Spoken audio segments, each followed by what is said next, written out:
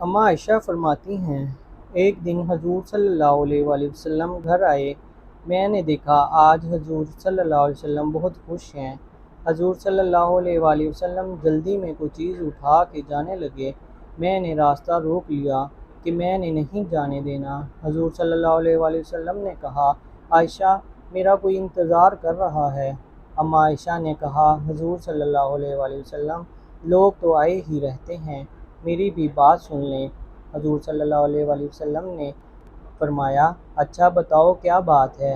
تو اما عائشہ نے بتایا کہ مجھے میرے والد نے کہا تھا جس دن حضور صلی اللہ علیہ وآلہ وسلم کو خوش دیکھو تو میری اور اپنی بخشش کی دعا کروانا۔ حضور صلی اللہ علیہ وسلم نے ہاتھ اٹھائے، اے اللہ عائشہ اور ابو بکر کو عزت والی زندگی عطا فرما۔ اے اللہ ان کا حساب قیامت میں آسان فرمانا۔ اور پھر کہا، اے اللہ انہیں بغیر حساب ہی جنت عطا فرما۔ حضور صلی اللہ علیہ وآلہ وسلم دعا مانگ چکے تو پوچھا، عائشہ خوش ہو گئی ہو؟ جی حضور صلی اللہ علیہ وآلہ وسلم ہو گئی ہوں۔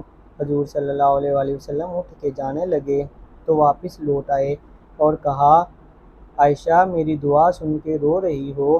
مجھے قسم ہے اللہ کی عزت کی، میں اپنے ہر امتی کے لیے یہی دعا دن میں 2 مرتبہ مانگتا ہوں۔